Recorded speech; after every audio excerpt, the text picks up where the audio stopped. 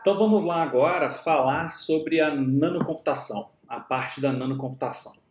Vamos lá. Bom, antes da gente falar, né, eu já defini nanocomputação lá no começo da apresentação, mas antes da gente falar e definir nanocomputação, vamos falar um pouquinho sobre o computador, né? Eu vou aproveitar esse pedaço aqui da nanocomputação e fazer um histórico sobre o computador. O que é um computador, né? Como o próprio nome diz, o computador é uma máquina de automatizar o ato de computar, tá? Então, uma máquina de computar, tá? Então, uma máquina para automatizar o cálculo, ok? Então, se a gente pensar que o computador é isso, se a gente olhar lá para a pré-história do computador, a gente pode dizer, por exemplo, né, muita gente considera isso, que o ábaco pode ter sido o primeiro computador, né? Porque o ábaco era uma maneira de se automatizar a maneira de se calcular, né? Obviamente que era algo muito precário, mecânico, né? Mas que ajudava muito, era muito mais fácil do que fazer de cabeça, né? Porque você deixava as coisas ali relativamente anotadas e tinha todo um algoritmo por trás, né? Os engenheiros, um pouco mais antigos, né, usavam as réguas de cálculo, né? Aqui calculava-se seno, cosseno, logaritmos, exponenciais e assim por diante, né? Então também tinha todo um algoritmo para utilizar essa ferramenta, né? E em termos de computação propriamente, de computador propriamente dito, a gente considera, como eu já tinha dito lá no início da palestra, que o primeiro computador eletrônico foi o ENIAC, né, de 1946 na Universidade da Pensilvânia, né, Universidade lá na Filadélfia, né? Ele ocupava um prédio inteiro, então era um prédio que foi feito para ter um computador, né? Então aqui são algumas das cientistas e engenheiros mostrando pedaços do ENIAC, né? Então era uma máquina imensa e era um computador só que foi desenvolvido principalmente para fazer cálculos de balística, né? Em 1946, logo depois da Segunda Guerra Mundial, né? E essa aqui é uma imagem de um ano depois, de 1947. Essa é a imagem do primeiro transistor, né? E o transistor, como muitos de vocês sabem, revolucionou a computação, como a gente vai falar um pouco mais ali na frente, né? Então o transistor é de 1947, ou seja, hoje ele tem 73 anos, né? Então é muito pouco tempo por tudo que ele fez pela humanidade, né? A gente vai falar um pouco mais disso. Mas o que é o presente hoje? O que é o computador hoje? Bom, quando a gente fala de computador, talvez a primeira imagem que vem à cabeça da gente é esse computador aqui, né? Um desktop com um monitor e assim por diante. Esse é um computador muito convencional, principalmente alguns anos atrás, né? Hoje poucas pessoas, menos pessoas, vamos melhor dizendo, né, usam computador desta forma. Quem gosta de jogos, geralmente usa o computador assim para ter um poder computacional maior e assim por diante, né? Um computador mais tradicional hoje é o que a gente chama, né, no laptop, né, que a gente pode carregar, levar para lá e para cá. Isso também é um computador, né, um tablet. O computador começa a ter formatos diferentes, né, e isso é um computador também, né? O celular é um computador, tem processador ali dentro. O que a gente faz hoje no celular, o telefone celular, o que ele menos é hoje é um telefone, né? Ele é muito mais um computador, né, que a gente usa diversos programas, né, que a gente chama de aplicativos, ok? E a gente também tem conjuntos de computadores em ambientes imensos fazendo o processamento. Muitas vezes o próprio processamento daquilo que a gente está usando no celular, né? Porque o processador do celular tem uma capacidade limitada e ele trabalha muito ali com o front-end e alguns processamentos internos, né? Muitas das coisas que a gente faz nos aplicativos estão na nuvem, né? E a nuvem significa estar nesses computadores em algum outro lugar do planeta, ok? Bom, quando alguém pensa em trabalhar com computador, com computação, uma das coisas que chama atenção, e também daqueles que não trabalham com computação, e o que eles mais fazem é trabalhar com aplicações, né? O que são aplicações? Opa, são os aplicativos dos celulares, dos tablets, sua ferramenta de digitar, né? De editar texto como o Word, o LaTeX, qualquer outro, né? É a sua rede social, é o seu programa de busca, né? Tudo isso é uma aplicação, né? E o que as pessoas muitas vezes esquecem é que para que a aplicação ocorra, para que a computação ocorra, algo físico tem que estar acontecendo, algo de verdade ocorre, tá? E entre essa aplicação e a física tem um gap muito grande. Felizmente, ao longo desses 70 anos da computação, vamos dizer assim, a gente criou níveis de abstração entre a física e a aplicação. Quem trabalha muito aqui em cima no desenvolvimento de aplicação não precisa saber que eu estou controlando corrente elétrica para que a gente possa ver a foto lá na rede social e assim por diante, né? Felizmente, a gente tem diversos níveis de abstração aqui. Por exemplo, em cima da física, a gente usa dispositivos, que são os transistores. Com os transistores, a gente cria circuitos.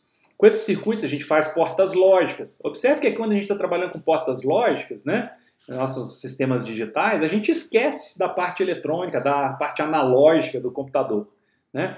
Depois a gente tem o nível de transferência de registradores, a organização, a arquitetura, e aí vem sistemas operacionais, linguagem de programação, algoritmo, até chegar à aplicação, certo? Lembrando que a física que ocorre para que a computação ocorra é o controle do fluxo de corrente elétrica. Então, basicamente, o computador é uma máquina que deixa passar corrente elétrica ou não deixa passar corrente elétrica. É isso que ele faz. Isso que ele faz essas maravilhas que vocês usam no dia a dia. Certo? Bom, os computadores foram mudando ao longo dos anos, como eu mostrei para vocês ali nas imagens da pré-história e do computador atual, né? Como que eles foram mudando? Foram mudando de várias formas distintas, né? Então, como eu mostrei para vocês lá no ENIAC, o ENIAC usavam as válvulas termiônicas, tá? E depois a gente passou a usar os transistores, né? Essa aqui é a imagem do primeiro transistor, era algo grande, na escala de centímetros, né? Que não foi usado efetivamente para fazer computação, né? A gente usou outros transistores, que foi a evolução desse aqui.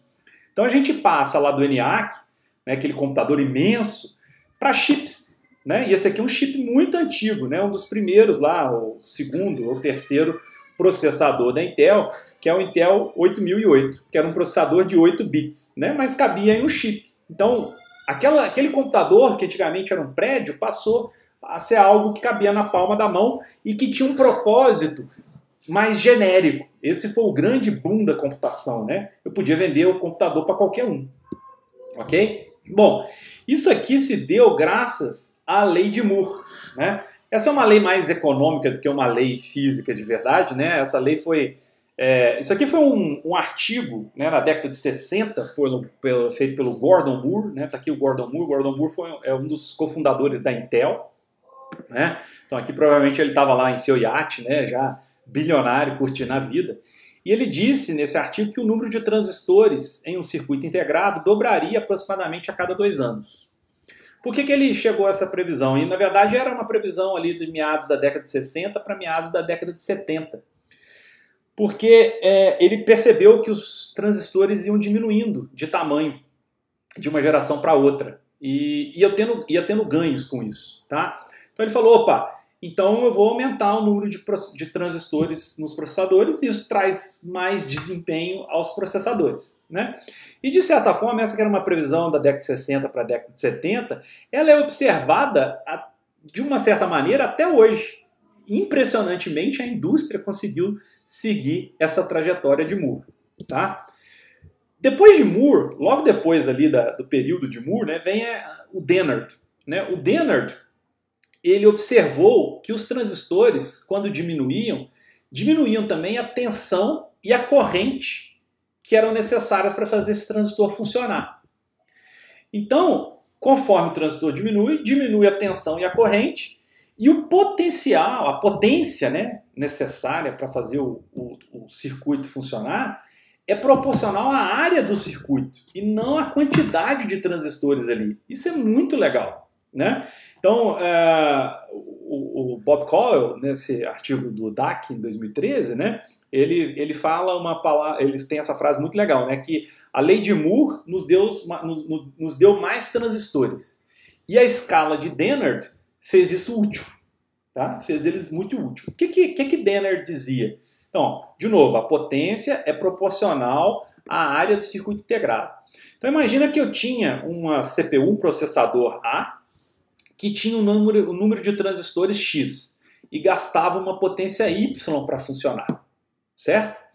Na próxima geração, os transistores iam ser menor e vamos dizer que eles eram 2 vezes menores.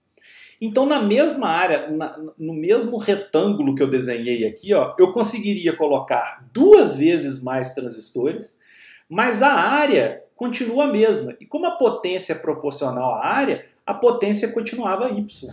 Então isso era muito bom, porque eu aumentava a capacidade de processamento do processador de uma geração para outra sem aumentar a potência necessária. Isso era muito importante. Tá?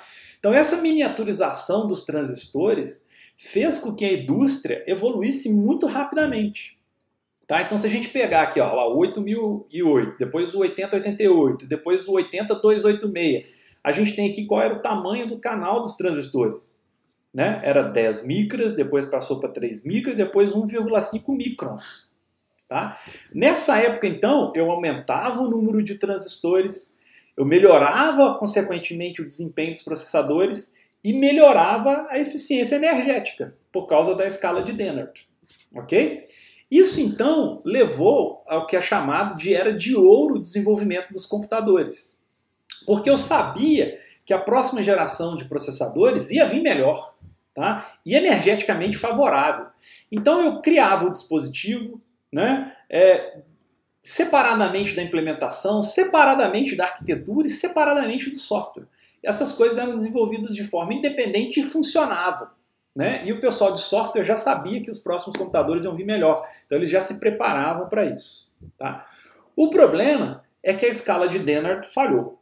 Então, numa brincadeira minha aqui, né, Dennard, eu peguei essa foto dele aqui, dando aula, feliz, né, ele passa a ficar com uma cara um pouco mais carrancuda, né. Na verdade, é porque o Dennard, obviamente, ele foi vendo que os transistores foram diminuindo, mas ele não levou em consideração o vazamento de corrente devido à baixa tensão de threshold. O que aconteceu é que os transistores ficaram tão pequenos, e aí os efeitos quânticos passam a predominar ali enormemente, e começou a ter muito tunelamento. Né? E esse vazamento de corrente fez com que eu não pudesse mais reduzir a tensão. Então eu diminuía o transistor, mas não diminuía mais a tensão. Eu tive que aumentar a tensão para fazer esse transistor funcionar. Tá? E isso aconteceu recentemente, né? Ali por volta de 2005, já nesse nosso século. Ok? E o que aconteceu? Bom, acontece é que os transistores continuam diminuindo de tamanho, então ali o Core 2 Duo da Intel tinha ali 65 nanômetros, depois 32 nanômetros no i3, no i7 ali 14 nanômetros e assim por diante, vai diminuindo. Só que eu continuava aumentando o número de transistores, o desempenho melhorava, mas a eficiência energética deixa de ter um ganho de uma geração para outra. E uma coisa muito importante, se vocês observarem aquela imagem anterior com essa agora, os processadores novos são multicore.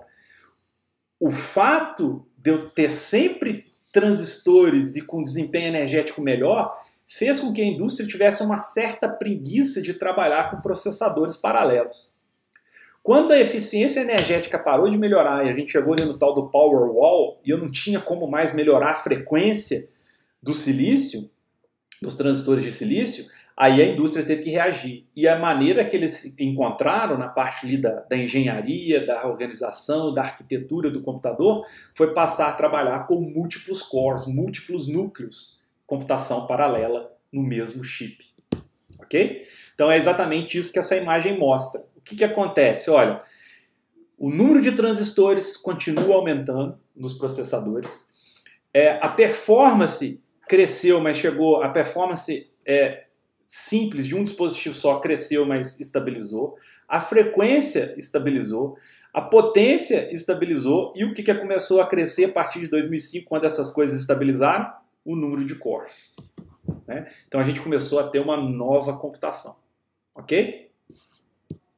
Bom, e esse problema energético hoje é muito grande.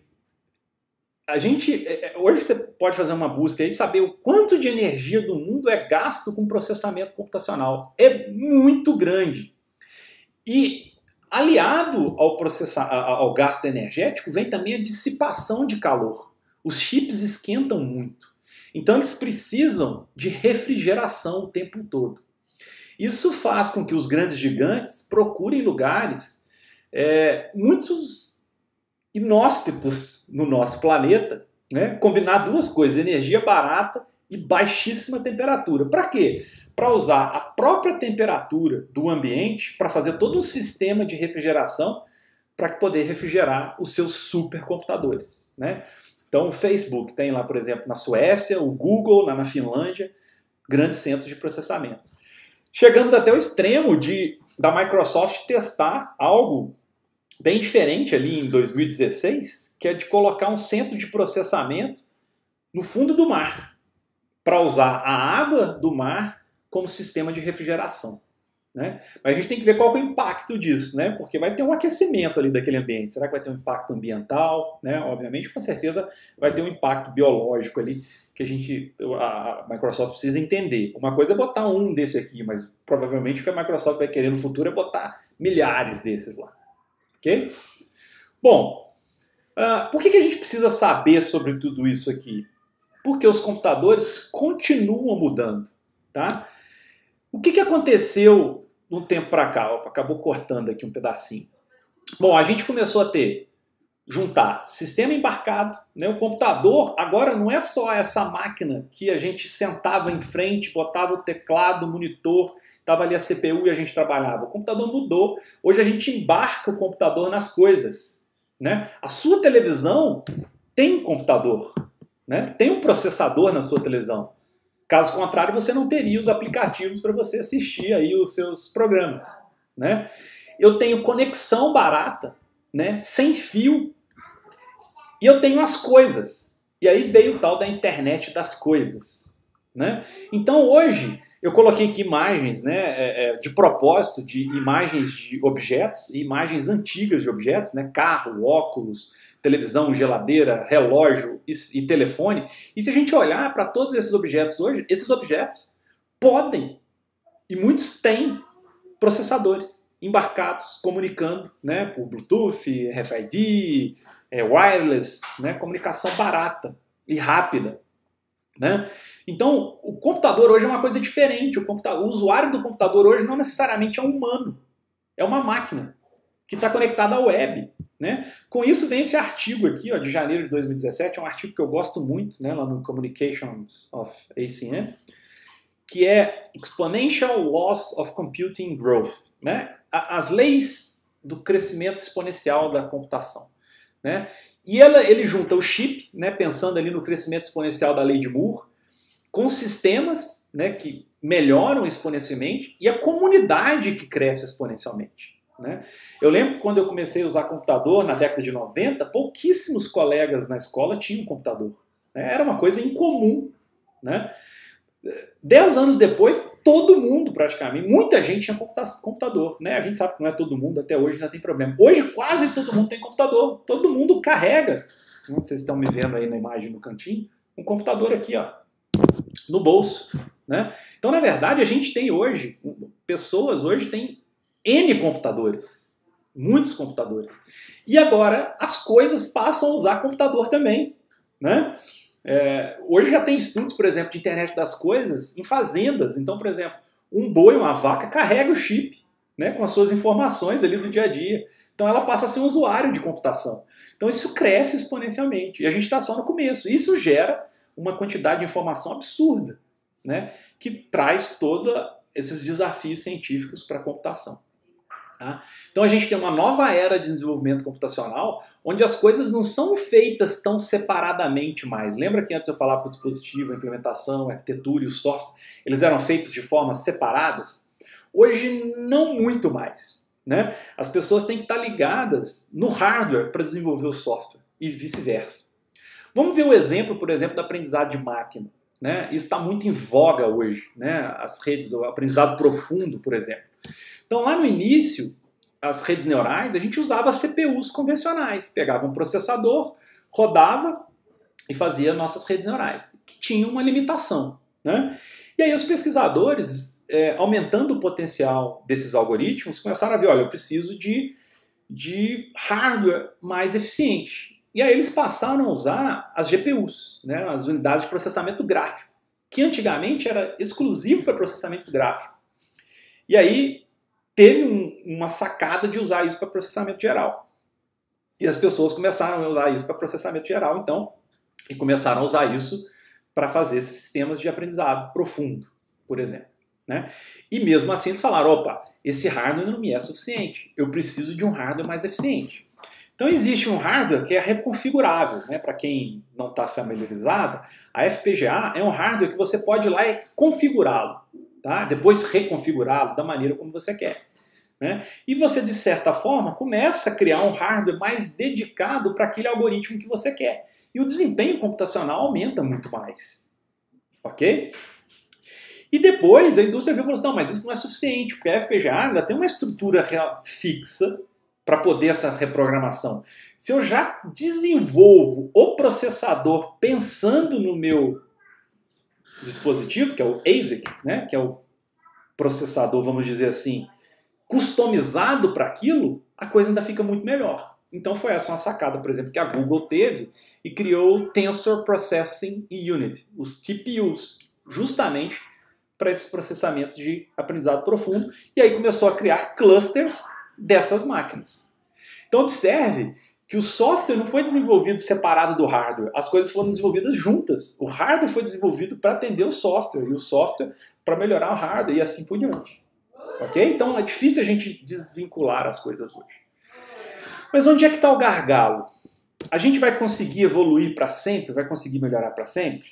A resposta é não, né? O que a gente vê aqui, aí agradeço aqui a gentileza do professor João Martino, lá da USP, de ter me fornecido a palestra dele, e eu copio essa imagem aqui dele, da palestra dele, que eu gosto muito, né? Aqui a gente vê a evolução dos transistores. Então os transistores, como a gente já viu ali nos processadores, eles passaram de 65 nanômetros para 35, para 32, para 22. Em 22 nanômetros já houve uma revolução do transistor. O transistor deixou de ser aquele transistor convencional que ele tinha e foi para um transistor diferente, mais evoluído. E hoje em dia a gente já está ali no 14, 10, 7 nanômetros, o transistor é bem diferente. A gente está caminhando ali para o FinFET, Tri-Gate, Nanowire Gate, é um transistor muito diferente. A gente vai ali para os 5 nanômetros, 3 nanômetros e meio, e o futuro vai caminhando. O problema é, vamos olhar a lei de Moore de uma maneira diferente. Em vez de eu olhar o número de transistores no processador, eu vou olhar o tamanho dos transistores. Então, aqui é o tamanho dos transistores, né, começando aqui com a escala micrométrica, né, ao longo dos anos. Por volta do início desse século, a gente rompeu a barreira do transistor com canal de 100 nanômetros. E o que significa 100 nanômetros? Né? Obviamente vocês já sabem que é o 100 vezes 10 a menos 9 do metro. Mas mais do que isso, os 100 nanômetros, em termos de cristal de silício, significa 350 átomos de silício em linha reta. Ótimo, 350 átomos de silício é um belo cristal de silício que eu conservo todas as minhas propriedades semicondutoras naquele material. Mas o que eu quero para o futuro é continuar diminuindo o tamanho dos transistores. Então, se eu pensar na ordem de grandeza dos dias de hoje, 10 nanômetros são 35 átomos de silício. Razoavelmente, ainda dá para pensar que eu tenho ali um cristal de silício com 35 átomos. Ok? Só que, se eu continuar e chegar em 1 nanômetro, né, eu vou ter 3 átomos de silício. E 3 átomos de silício eu não vou fazer um cristal. Esquece. Tá? Vai ser um aglomerado de silício. É diferente, as propriedades são outras. Ou seja, eu não vou continuar miniaturizando os transistores para sempre. Tem um limite. Certo? Então, o que acontece? Aí vem a nanocomputação. E o que é então a nanocomputação? É eu fazer um computador na escala nanométrica. Não, não é isso. Porque a gente já viu que a gente não consegue fazer toda um computador na escala nanométrica. Isso não tem a menor condição, não é inviável. Na verdade, a nanocomputação É o estudo e aplicação de nanoestruturas e nanodispositivos diferentes daqueles convencionais dos transistores de silício para a criação de uma nova geração de computadores. Isso, então, é nanocomputação. Ok? É a computação além do silício. Mas isso não quer dizer que o silício vai ser substituído por outro material. Nenhum material, hoje em dia, tem a maturidade tecnológica que o silício tem. Tá? E muito provavelmente vai demorar para a gente ter algo muito palpável. Tá? E o silício é muito bom para muitas coisas, ele nos atende muito bem, então não quero jogar o silício fora. O que eu digo é que o silício vai ganhar aliados. Tá? A gente vai ter a ideia de, no futuro, ter processadores que têm o convencional de silício, mas outras coisas também. Tá bom? Chama atenção para essa special issue aqui no Proceedings of IEEE, né? São duas, uma de 2019 e uma de 2020, né? Que é parte 1 e parte 2, que é Non-Silicon, Non-von Neumann Computing. É muito legal. Aqui estão os editores, né, que trabalharam nessas duas edições. E o que vocês vão encontrar aqui? Transistores com nanotubo de carbono.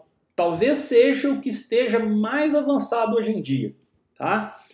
Computação com DNA. A gente muda o paradigma completamente. Né? O transistor com nanotubo de carbono, eu ainda continuo usando transistor. Só que eu uso nanotubo de carbono junto com o silício. Computação com DNA, eu mudo a plataforma de computação completamente. A gente vai falar um pouquinho sobre isso lá na frente. Spintrônica, né? Em vez de eu controlar a elétron, eu controlo o spin. Também a gente muda o paradigma de computação completamente. A gente vai falar um pouquinho disso lá na frente também. E o que eu vou apresentar para vocês a partir de agora é algumas das coisas que a gente trabalha aqui no Nanocomp, né? Pelo menos as frentes que a gente tem trabalhado atualmente. Não que a gente se restrinja a essas, tá? Mas é o que a gente tem trabalhado hoje. Bom, então primeiro eu vou apresentar para vocês o QCA, que é a sigla de Quantum Dot Cellular Automata, né? Que em português eu traduzi para autômatos celulares com pontos quânticos. Eu posso pensar numa célula que eu tenho ali 4 pontos quânticos, onde o ponto quântico aqui pensa apenas numa posição onde o elétron pode ou não estar posicionado. E eu tenho 2 elétrons ali dentro. Como o elétron tem carga negativa, e eles se repelem, eles não querem ficar próximos dos outros, então eles vão ficar os mais distantes possíveis. Então vamos sugerir que esses pontinhos pretos é onde estão os elétrons. Então isso aqui é um lugar estável para eles ficarem, porque eles estão os mais distantes possíveis. Então eles têm 2 possibilidades, ou eles ficam aqui nos pontinhos pretos, ou eles ficam aqui nos pontinhos brancos. E aí por convenção eu posso dizer que pontinho preto aqui do jeito que está é lógica 1, e o pontinho branco é lógica 0. E aí eu tenho lógica digital, 0 e 1, e eu posso começar a trabalhar. Então se eu coloco uma célula dessa de QCA ao lado de outra célula de QCA, que depois põe outra, que põe outra, que põe outra e assim por diante, os elétrons de uma célula influenciam os elétrons, a posição dos elétrons na outra célula. Então, se essa está nessa configuração que a gente chama de 1, a do lado também vai ficar 1, a outra 1, a outra 1 e assim por diante, e aí eu crio um fio. Tá? Observe que eu não tenho aqui um fluxo de corrente elétrica, eu não tenho elétron fluindo. O que eu tenho é um fluxo de informação. Tá? Bom, se eu coloco células em diagonal, ocorre o contrário. Né? Então eu continuo com células do lado uma da outra, e aqui no final esse cara se inverte. Ele prefere ficar com a polarização oposta dessas duas do que ter igual, porque se ele tivesse igual, ele ia ter uma repulsão muito grande entre os elétrons dessa posição aqui. E aí eu crio um que a gente chama de inversor, né? A porta NOT. Alguém pode me perguntar, mas essa da entrada aqui não está em diagonal com essa aqui e vai inverter? Não tem aqui uma repulsão? É verdade. Mas primeiro ele passa para essa, e essa com essa tem uma interação muito mais forte do que essa com essa. Tá? Então ele prefere se alinhar a essa do que a essa. A mesma coisa acontece aqui embaixo. Tudo bem? Bom, tem uma porta muito legal aqui nessa tecnologia que chama porta da maioria, né? Majority Gate. O que é essa porta? Ela tem 3 entradas, entrada aqui 1, entrada 2, entrada 3 e uma saída. Então, como o próprio nome dela diz, a saída vai ser a maioria das entradas. ok? Então aqui eu tenho duas entradas com 1 e uma entrada com 0. Esse cara do meio, ele prefere ficar igual à maioria. E aí passa essa informação para a saída. Opa, mas não vai ter uma repulsão forte aqui? Vai. Mas é melhor ter essa aqui do que se ele tivesse nessa configuração e aí ia ter aqui e aqui. Ok? Se eu fixo esse cara aqui, esse input 2, sempre em 0, falo, ó, sua entrada aqui sempre vai ser 0, isso aqui vira uma porta E, né, uma porta AND entre as entradas 1 e 2. Ou seja, a saída só vai ser 1 quando 1 e 2 forem iguais a 1. Certo? No outro caminho, se eu faço esse cara aqui ser 1 sempre, eu crio uma porta OU, porque esse cara aqui vai ser 1 se esse ou esse já forem 1, já é o suficiente para transformar esse em 1. Bom, trabalhando com isso, né, e mais o fluxo de informação, não é só isso, tem